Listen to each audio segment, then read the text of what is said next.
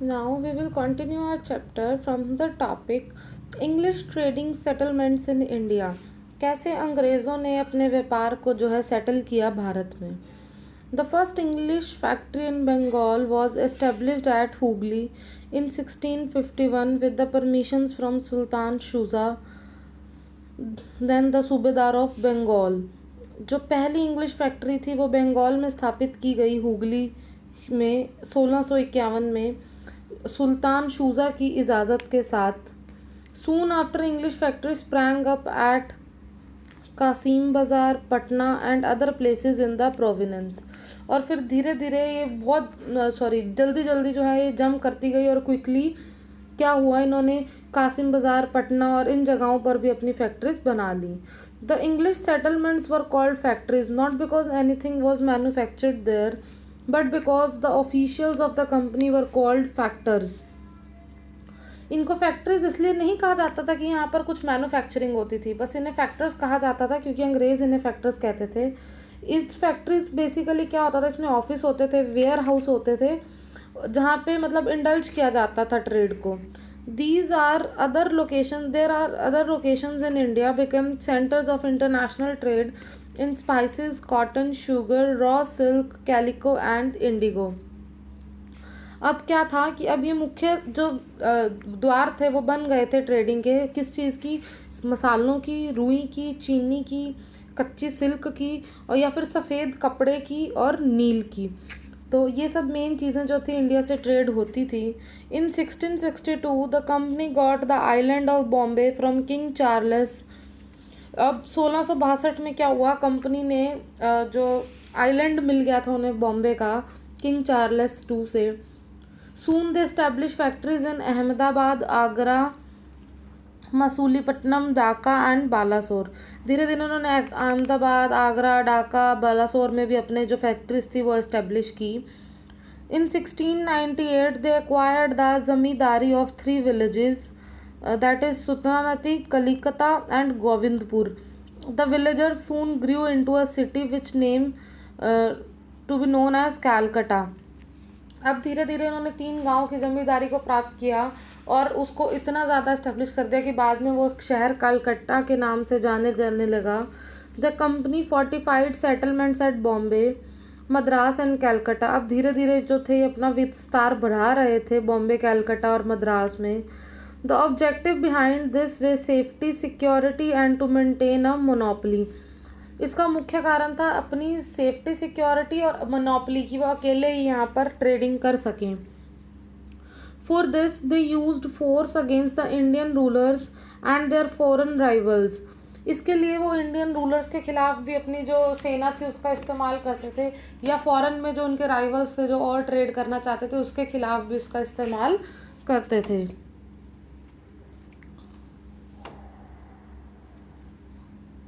Now, against the Indian rulers and their foreign rivals, Indian exports were increasing and therefore the Indian rulers encouraged the East India Company's factories in India. अब क्या था, India में export बहुत बढ़ रहा था तो धीरे धीरे जो राजा थे वो भी क्या थे, ईस्ट इंडिया कंपनी को एनकरेज कर रहे थे अपनी फैक्ट्रीज को बढ़ाने के लिए. वो तो ट्रेडिंग बढ़ाना चाहते थे basically. The company now dreamed of establishing political power in India. अब कंपनी ने अपनी पॉलिटिकल पावर स्थापित करने का सपना देखा ईस्ट इंडिया कंपनी ने. This would enable it to compel the Mughals to allow it a free hand in trade. अब उसके उन्हें मेन मुख्य तौर पर क्या चाहिए था कि जो मुगल्स थे, अब वो मुगल्स से कहने लगे कि वो उन्हें आज़ादी से जो है वो ट्रेड करने दें. एंड वो ये भी चाहते थे कि they will force Indians to sell their goods at cheap rates and to keep the rival European traders out. अब उन्होंने मुगल से ये भी डिमांड करी कि वह जो है वो हिंदुस्तानियों को बोलें कि वे अपना माल सस्ते दामों पर बेचें और जो यूरोपियन ट्रेडर्स हैं कुछ और, उनको यहाँ से निकाल फेंका जाए. Political power would also make it possible to appropriate Indian revenues and to conquer the country with its own resources. In 1686, the hostilities between the English and the Mughal emperor broke out after the former had sacked Hooghly and declared war on the emperor. The Mughal empire under Aurangzeb was more than a match for the petty forces of the East India Company. The war ended disastrously for them. They were deprived of their factories in Bengal. Their factories at Surat, Masulipatam were seized and their fort of Bombay beached. अब इन्होंने क्या किया, इन्होंने Mughal emperor पर जो था वो हमला कर दिया, लेकिन अंत में इन्हें हार हुई और इनकी बहुत सारी फैक्ट्रीज जो थी वो सीज कर दी गई. Having discovered that they were still not strong enough to fight the Mughal emperor, लेकिन इनसे उन्होंने सीखा कि वे अभी इतने मतलब मुकम्मल नहीं है कि वो मुगल एम्परर के साथ लड़ सकें. They expressed their willingness to trade under the protection of the Indian rulers. The Mughal authorities readily pardoned the English folly as they recognized the foreign trade carried out on a company benefited India artisans and merchants and therefore enriched the state treasury.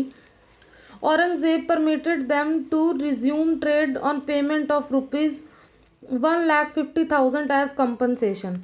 लेकिन उन्होंने वह भी जो Britishers थे वो बाद में समझ चुके थे कि मुगल एम्परर जितने काबिल नहीं है वो अभी उनके साथ लड़ने के, तो इनके अंडर रहकर ही ट्रेड करना बेहतर होगा. तो लेकिन अब मुगल एम्परर चाहते तो उन्हें परमिशन ना देते ट्रेडिंग की, लेकिन वो भी जानते थे कि उनके देश का जो था विकास हो रहा था, ट्रेडिंग से अच्छा पैसा आ रहा था, तो उन्होंने 1.5 लाख जो कंपनसेशन भरने के लिए कहा और दोबारा ट्रेडिंग करने की इजाज़त दे दी. In 1717, the company secured from Emperor Farrukhsiyar's Farman confirming the privileges granted in 1691 and extended them to Gujarat and the Deccan. This Farman granted the company the freedom to export and import their goods in Bengal without paying duty or taxes. This also gave the right to issue passes or dastakas for the movement of such goods. But during the first half of the 18th century, Bengal was ruled by strong Nawabs such as Murshid Quli Khan, Alivardi Khan. They exercised strict control over the English traders and prevented them from misusing their privileges. Neither did they allow them to strengthen fortification in Calcutta or to rule the city independently. Then the East India Company remained a mere zimmidar of the Nawab. उन्होंने कुछ इजाज़तें और दे दी बंगाल में जो थी trade करने की, लेकिन वहाँ के जो शासक थे वो बहुत अच्छे से इसको मेंटेन करके रखते थे. अभी तक भी अंग्रेज जो थे वो सिर्फ ज़मींदार की कैटेगरी ही तक ही पहुँचे थे नवाबों के under. British conquest of Bengal. British conquest अब क्या था, ब्रिटिश जो थे वो विजय पाना चाहते थे बंगाल के ऊपर. Bengal was the richest and the most fertile of India's provinces. Its industries and commerce were well developed. Bengal जो था वो सबसे अमीर और सबसे अच्छी खुशहाली भरी ज़मीन का मालिक था. Its industries and commerce were well developed. उसकी इंडस्ट्रीज भी बहुत अच्छे से डेवलप थी. The East India Company had highly profitable trading interest in the prominence. The Farman granted the company the freedom to export and import their goods in Bengal without paying taxes. लेकिन अब जो फरमान जारी हुआ था उसमें अंग्रेज़ों को बिना कोई टैक्स दिए इंपोर्ट एक्सपोर्ट की बंगाल से जो थी फ्रीली आज़ादी दे दी गई थी. The company's servants were also permitted to trade, but they were not covered by this farman. They were required to pay the same taxes as Indian merchants. This farman was a regular source of conflict between the company and Nawab of Bengals. लेकिन ये फरमान था जो लड़ाई का कारण बना बंगाल के nawabs और कंपनी के बीच का. Matters came to head when a young and rash Sirajuddaulah became the Nawab in 1756. He demanded that the English trade on the same basis as in the time of Murshid Quli Khan. The English refused to comply as they felt stronger after their victory over the French in South India. Instead of agreeing to pay taxes on their goods, they levied heavily duties on Indian goods entering Calcutta, which was under their control. जब नया नवाब आया तो उसने कहा कि उन्हें tax देने होंगे, लेकिन उन्होंने रिफ्यूज़ कर दिया क्योंकि अब वो खुद को बहुत ताकतवर समझने लगे थे. उन्होंने फ्रेंच को जो था साउथ इंडिया से हरा दिया था. All this angered the young Nawab, who suspected that the company was hostile to him and was favoring his rivals for the throne of Bengal. The breaking point came when, without taking the Nawab's permission, the company began to fortify Calcutta in expectation of the coming struggle with the French stationed at Chandergaon. Siraj-ud-Dowla ordered both the English and the French to demolish their fortifications and to desist from fighting each other. सबसे बड़ा problem तब खड़ी हुई जब French और जो English थे उनका आपस में युद्ध हुआ, लड़ाई होनी शुरू हुई बंगाल को लेके। तो नवाब ने दोनों को पीछे हटने की लिए कहा। While the French company obeyed his order, the English company refused to do so.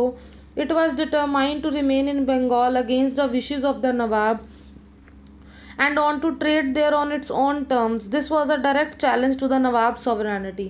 तो उस समय क्या हुआ, फ्रेंच वाले जो थे वो तो मान गए, वो पीछे हट गए, लेकिन अंग्रेज़ों ने पीछे हटने से मना कर दिया। तो ये नवाब के लिए अब जो था, नवाब के खिलाफ जो था खुला फरमान था, जिससे उसकी जो मतलब पॉलिसीज थी वो भंग हुई। Now we will study the battle of Plassey in 1757। Plassey का युद्ध जो 1757 में हुआ। Acting with undue haste and inadequate preparation, Siraj-ud-Dowla seized the English factory at Qasim Bazar, marched on to Calcutta and occupied Fort William on 20th June 1756. From Madras came a strong rival and military force under Admiral Watson.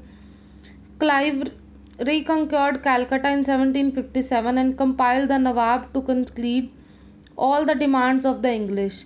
The English, however, were not satisfied. They had decided to place Mir Jafar on the throne of Bengal. So they presented the young Nawab with an impossible set of demands. Both sides realized that the war was inevitable. The two met for the battle on the field of Plassey on 23rd June 1757. In the battle that followed, only a small force of the Nawab participated. Mir Jafar took no part in the fighting. The Nawab fled but chased and put to death. Mir Jafar was proclaimed at the Nawab. अब क्या था कि उन्होंने प्लासी के युद्ध में जो दुल्ला था उसे हरा दिया, और अब उनकी डिमांड थी कि जो नया नवाब था मीर जाफ़र वो गद्दी पे बैठे, जो कि उनकी बहुत सारी परमिशनों को माने।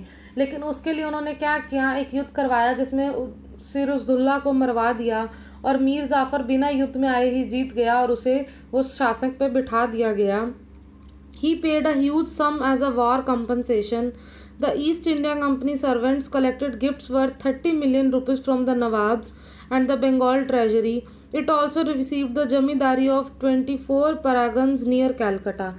लेकिन अंग्रेज़ों ने उसे वो युद्ध जिताने और नवाब बनाने के बदले में बहुत कुछ लिया। बंगाल की ट्रेजरीज में से उन्होंने 30 मिलियन रुपीस जो थे वो लिए, साथ ही साथ 24 परगन्स जो कलकत्ता के इर्द गिर्द थे वो भी ले लिए।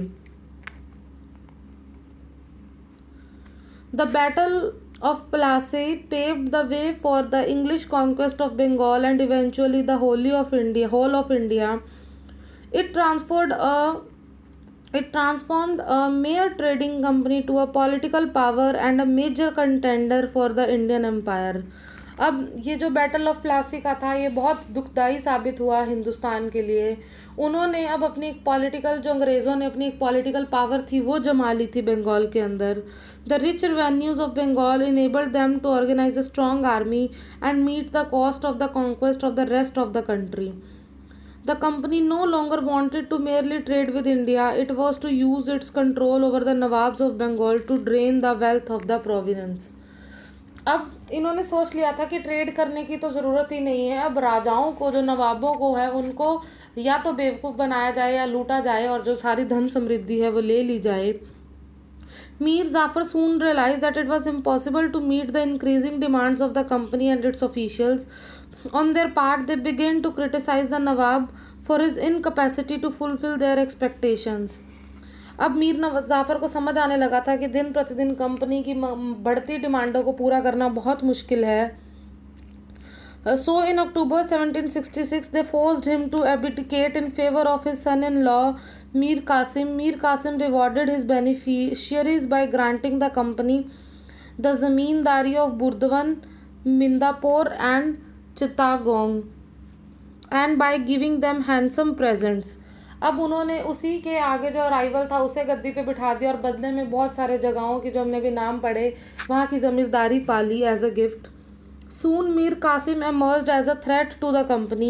He was an able, efficient, and strong ruler. He realized that a full treasury and efficient army were essential to maintain his independence. All this was not liked by the English. Most of all, they disliked the Nawab's attempt to check the misuse of the Farman of 1717 by the company servants, who demanded that their goods, whether imported or exported, should be free of duties. लेकिन बाद में जो मीर कासिम था उसे समझ आ गया, वो बहुत अच्छा जो था राजा था, बहुत अच्छा योद्धा भी था. तो लेकिन अब वो उसकी जो ये युद्ध वाली बातें थी या जो फरमान की बातें ना मानने वाली हरकतें थी वो अब इंग्लिश को जो थी वो सही नहीं लग रही थी. और उन्होंने डिमांड की कि जो है वो था कि जो गुड्स हैं वो इंपोर्ट एक्सपोर्ट हों बिल्कुल फ्री ऑफ ड्यूटीज़, उन्हें किसी प्रकार की ड्यूटीज़ ना पे करनी पड़े. This offended the Indian merchants as complete exemption. Mir Qasim took the bold step of abolishing taxes on internal trade for all. लेकिन मीर कासिम ने इसके खिलाफ जाते हुए जो इंटरनल टैक्सेस थे वो एबॉलिश किए. Now the Indian merchants were also able to enjoy the concession with only the English had enjoyed so far. अब जो था हिंदुस्तानियों को भी वही सब फ़ायदे मिलने लगे थे जो अब तक सिर्फ इंग्लिश जो रूलर्स थे उन्हें मिल रहे थे. Now the east India company could not tolerate this. लेकिन अब जो ईस्ट इंडिया कंपनी थी उसे ये सब कुछ जो था वो बर्दाश्त जो था नहीं हो रहा था.